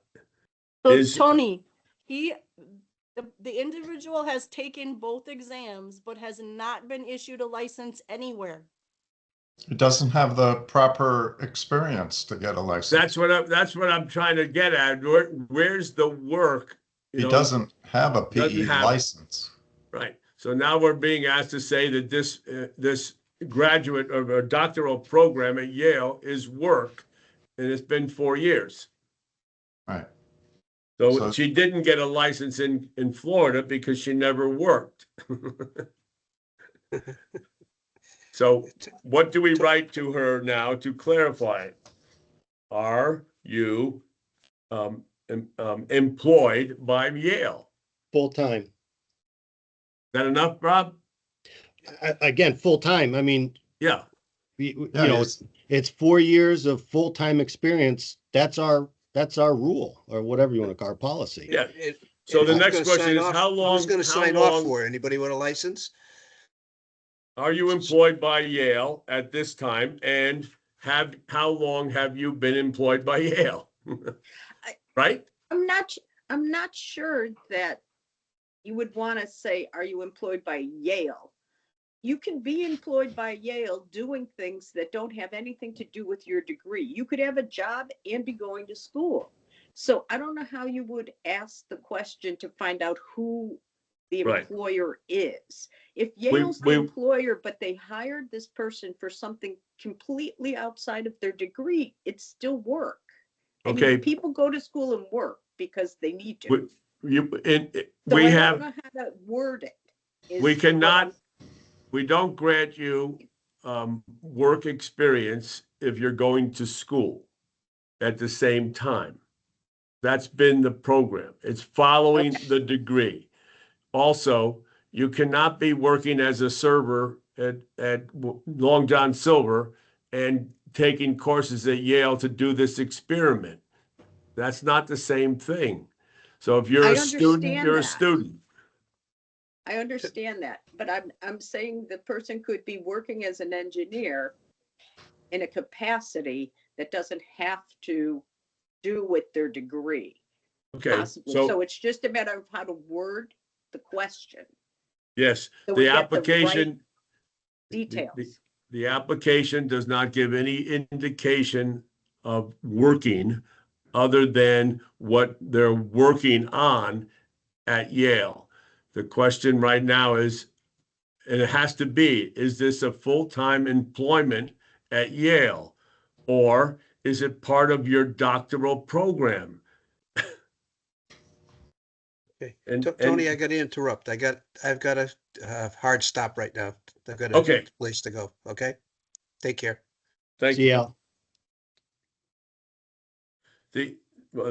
We have to close this out somehow. The question right now is how to get more information about this individual. And I think you worded it correctly, Tony. If we just ask him to, is this a paid full-time job? Are you being paid full-time for your engineering experience? And list it. And I mean, can we So, say something, Tony, like, we require 4 years of full-time engineering experience following your degree. Is this research work? Is this research work? Full-time work, employment. full-time employment, employment work. correct. Good. I mean, again, So- that just kind of funneling us back into our policy here. Yep.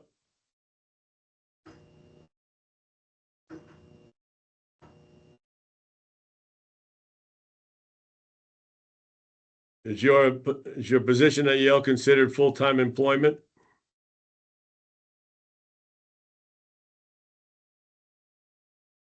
And I'll make a motion that includes that, and we'll also table this item until we get a response to that question. Yes. So that's the motion. Is there a second to the motion to table it? Second, Thank you, Richard.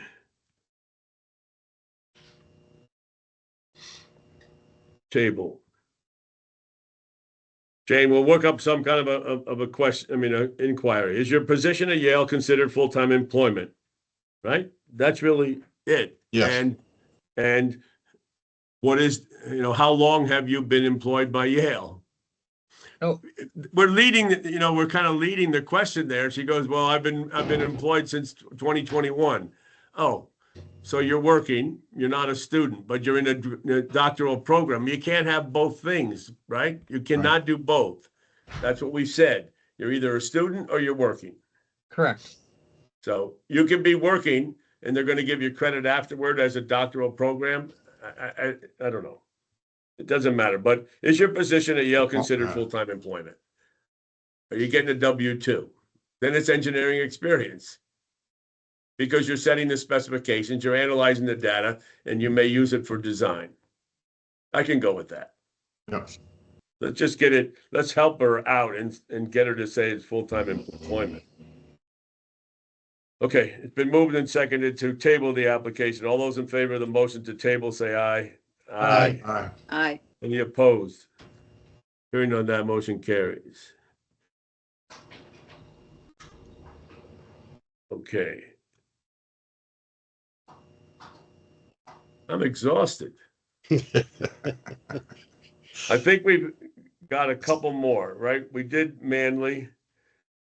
We discussed and tabled Zacharias. We tabled Whibble. We tabled Volto. There are other Class 1 Credit Part 1 applicants. Yes. And that's on page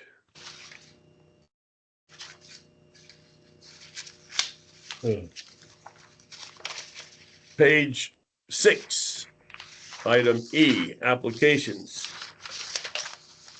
Campbell and Centeno Soto. I reviewed both of those. Endorsers were good for both. Nicholas Campbell at VHB and Sylvia Centeno Soto is at Pratt and Whitney. All good. I make a motion to approve Class 1 Credit Part 1 for Campbell and Centeno Soto. Is there a second? I'll second. Who was that? Who said that? Both Richard? Bobs. Oh, Rob. Rob or All those in Bob? favor? I'll All those defer. in favor of the motion, say aye. Aye. Bob, don't review, any opposed? Hearing none, that motion carries. The next group of Grady and Ruby are reviewed by Bob Doan. I make a motion to approve both Grady and Ruby for permit class 1 exam credit part 1. Is there a second? Second. Thank you, Rich. All those in favor of the motion, say aye. Aye. Any opposed? Hearing none, that motion carries.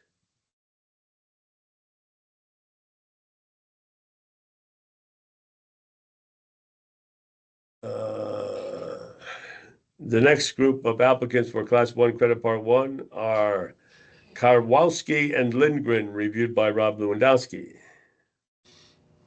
So Karwowski fits right back into this whole not an ABET undergraduate degree plus a graduate degree discussion. NCS evaluated it as equivalent. Do we be consistent and just table that one till we get this sorted out next month? That would be my recommendation. I mean, again, she has undergraduate in physics with a graduate degree in electrical and computer engineering. So a foreign degree in physics from Japan, undergraduate, and a graduate degree from UMass. That's Karwowski? Karwowski, yeah. Yeah, I recommend we table to be consistent with the other applications for next month. I'll second.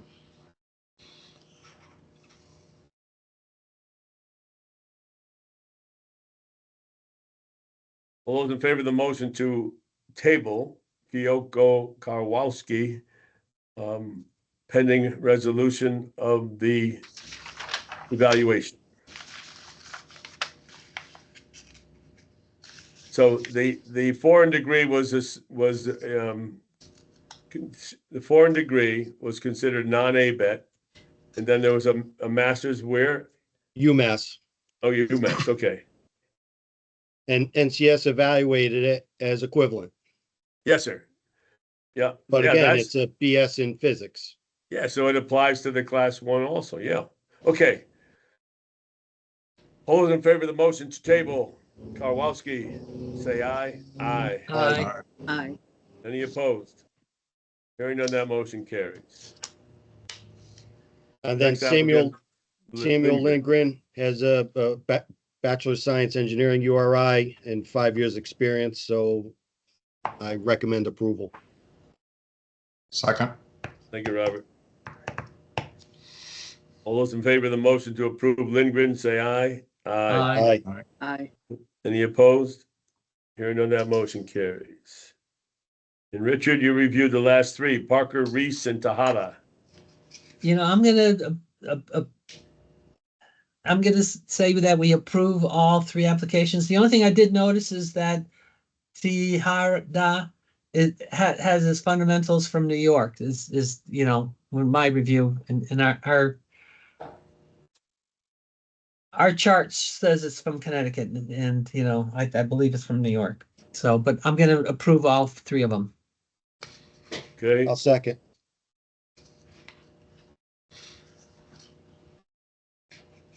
all those in favor of the motion to approve Parker, Reese, and Tahada, say aye. Aye. Aye. Aye. Any opposed? Hearing none, that motion carried. And that leads us to page 7 in the last group of applicants for Class 4 reciprocity.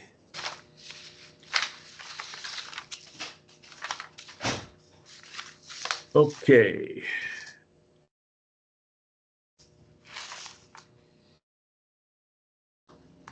Nothing's easy anymore.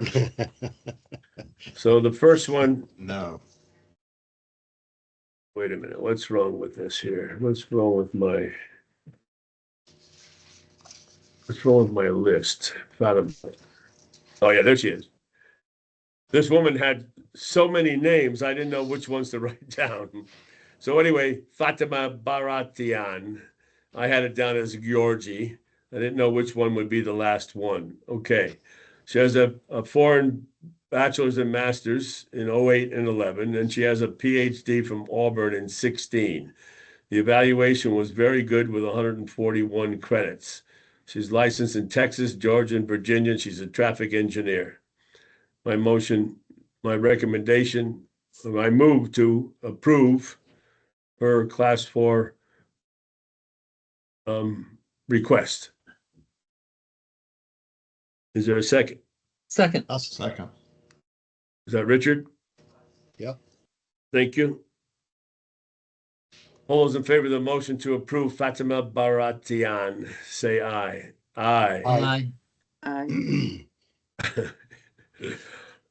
And the next applicant that I reviewed, I'm going to have to propose to table for the same reason as our discussion ongoing. This is an individual who is, in my opinion, uniquely qualified to do what he does. However, he's got a bachelor's in physics and a master's in structural engineering from Lehigh. He's a structural kinetic engineer. And he designs, the only way I can describe it is he calls them kinetic structures. So they're constantly moving in public places. And he's got to be good at it because he's been doing it for 25 years and nobody died. So I just imagine a few years ago, I can't remember the play that I saw, but in the theater, they were flying around inside the theater. And you would hope that somebody designed that really well. and I picture it as being the eye in the sky at the football game, except it's got people. And there's the way he describes it in the application was pretty impressive. However, it's a physics degree. So I move to table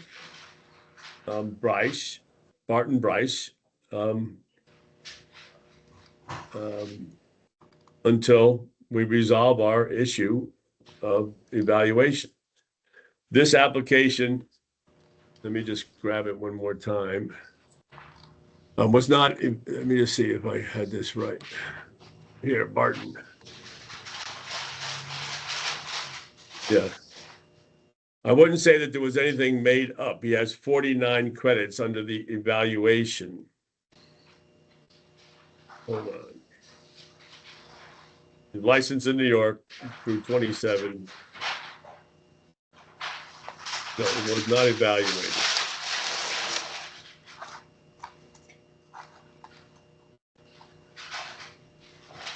Why did I get the 49 credits? Here it is right here. Yeah, 49 credits on his Lehigh University, structural analysis, strength of materials, fundamentals of soils, fundamentals of structural steel, structural concrete, design project 2, design project 3, all structural. And there's no evaluation. Kinetic structures are typically highly custom and purpose-built designs involving mechanical equipment to drive structural components. An example of these projects is the Met Opera, I can't pronounce the next thing, Zauberfloat. This element consisted of 3D trusses framed in a cube configuration that supported wire rope rigging throughout to support and move a large wall. The wall was able to tilt and move in various ways to be incorporated into a show with actors standing and interacting with the wall. I worked with the mechanical engineers to develop forces, and I applied those to the structural steel assemblies. Way over my head. But nevertheless, it's a physics degree, and there's no evaluation of the graduate program as being equivalent to an undergraduate degree. So my recommendation for Barton Breach is to table. Is there a second to the motion to table? Due to the Second. physics degree? Second. Richard? So we have a lot of work to do next month, but in the meantime, we have to see what the task force is driving at. So all those in favor of the motion to table, Barton Bryce, say aye. Aye. Aye. Any opposed? Hearing none, that motion carries to table. Bob Doan reviewed Cheng, Drumheller, Ducharme, Gase, Jabber, and Lang.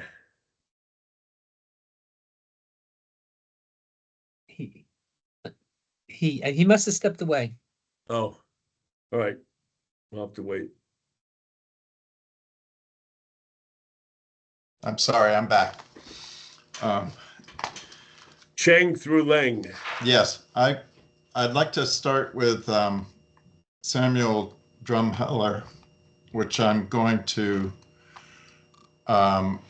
table because of our pending discussions.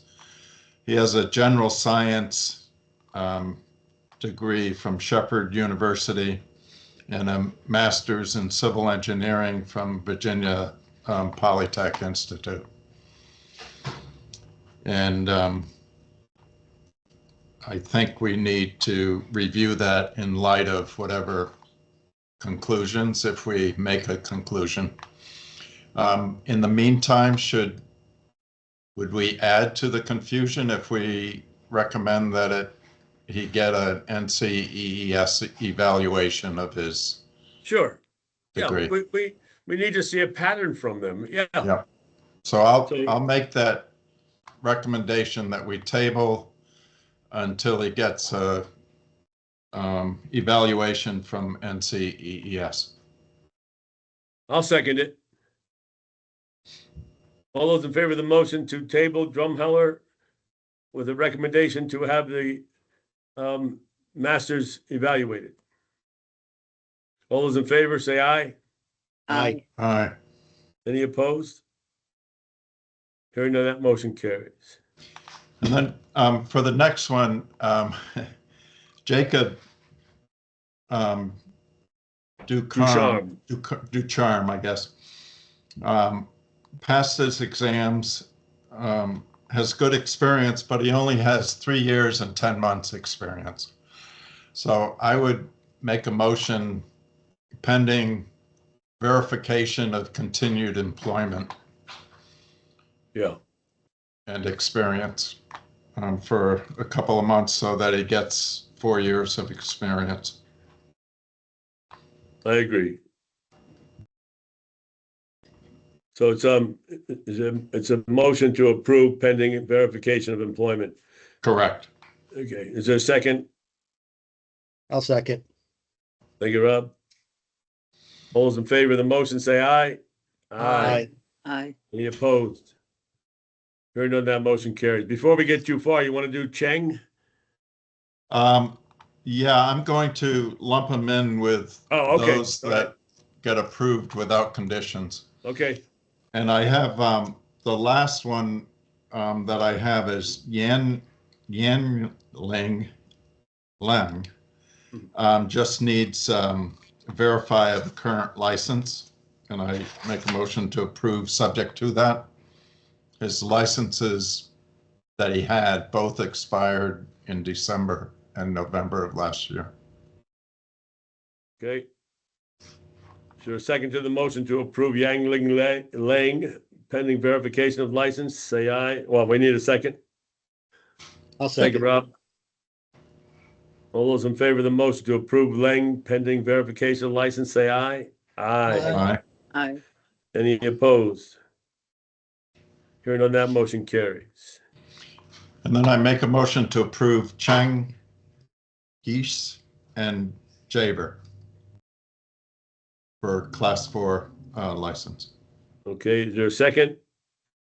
I'll second. Is that Rob? Yep.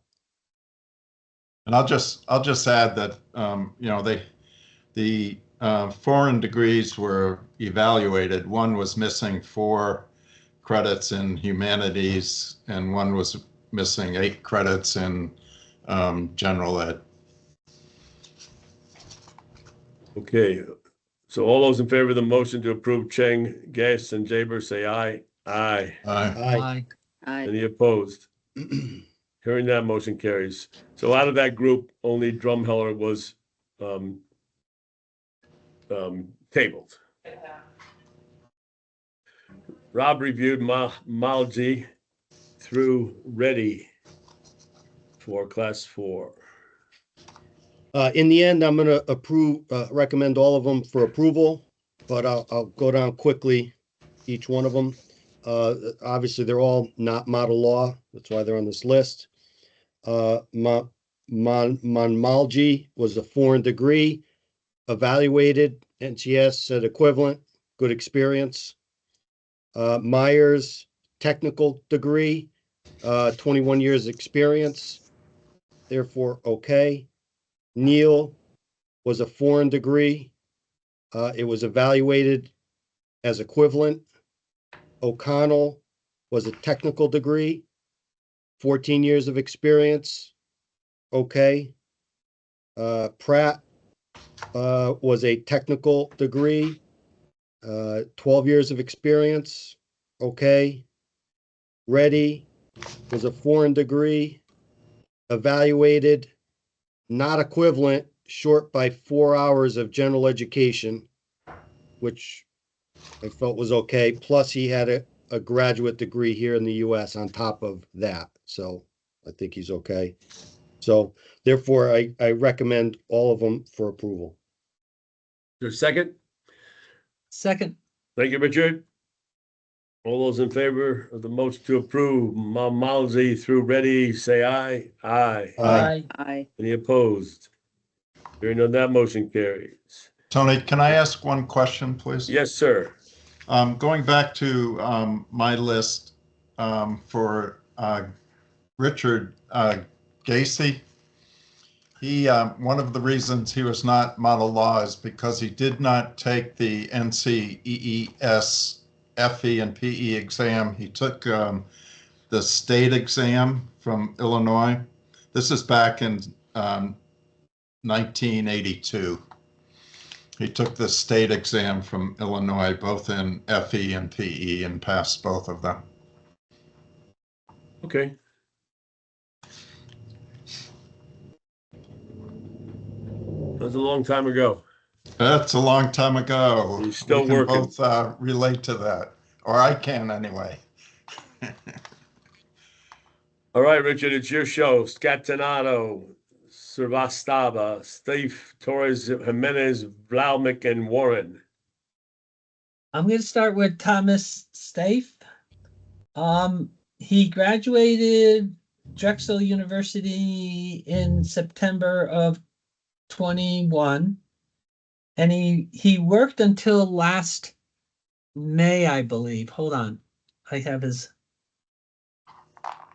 And so he only has 3 years and 9 months of experience, although he's been working at that firm for 6 months before he got his degree. But I don't know that we can count those 6 months before he got his degree. So we can only count the months the time that he worked after he graduated. So after he graduated, he only has 3 years and 9 months of experience, but he doesn't show any additional experience after May of this past year. So I'm just gonna make a motion that, if he can, provide additional, 3 months of experience, he would be acceptable. But until he does that, I think that he doesn't have the kind of experience he needs. That's good. Just table for, update experience. It's not like a month or two. It's like, Right. Yeah. Because he So, I didn't mean, finish his list. Table for Right. experience. Yeah. Right. So I'm not sure if he was still working after, even though his application was, submitted. We get to it. All right. There's a motion to a table for verification of experience. There's a second. Second. Thank you, Rob. All those in favor of the motion to table Thomas Steve pending expansion on experience following the degree. All those in favor say aye. Aye. Aye. Any opposed? Hearing none, that motion carries.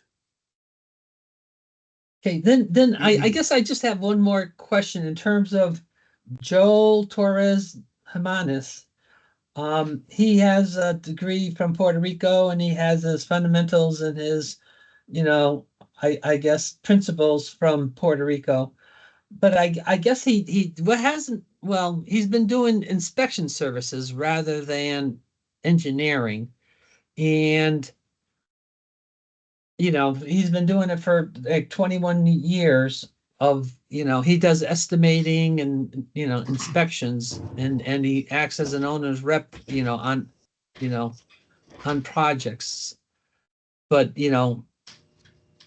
it's not really design experience. And, I'm not sure that we should hold it against him, but, I just want to point out that, it's not real calculations and that we would normally expect from I guess it could be more or less like construction services too. So in that sense I think that he should be acceptable, but I just wanted to point that out. And then I have 2 foreign degrees. I can't pronounce all their names, but what's the other one? Oh, technology is degree. So and I'll just make a motion that we accept the remainder. The remainder of the applications. Second. The only one that's been tabled is Steve. The other 5 Correct. are acceptable, right? Correct. Is there a second? Second. Thank you, Robert. All those in favor of the, it's been moved and seconded. All those in favor of the motion to approve Scatenato's Srivastava, Yeah. Valmic, Warren, and Torres Jimenez, say aye. Aye. Aye. Aye. Any opposed? Hearing none, that motion carries. I hope Jane has all these things down. Are you still awake, Jane? You pass out from the stress? Oh, I'm here, Just raise your hand so we know you're alive. here. Even though you don't have a camera on, I know you're alive. Did I miss any others? I got a lot of yellow marks on my pad here. Yeah, I don't think so. I think you got it, Tony. Terry McCarthy's record remains intact. Rob, you may be the only one that remembers Terry. You remember Terry, Richard? You weren't here then. I do. Oh, yeah. Remember Terry. Yes. His record is still intact. Yeah. And without Richard here, what are we going to do? Without Al? Al, I mean, not Richard, Al, Regina. Yeah, we're I'm stuck. looking at Richard, looking at you to make the motion, and I said All right. without Richard. I'll Anyway, make a motion that we adjourn then. thank you, Richard. I'll second. All those in favor say aye. Aye. Aye. Patty, how we doing? Good. It's not easy. This was No. probably the most difficult agenda we've had in 25 years. That's a huge item for us.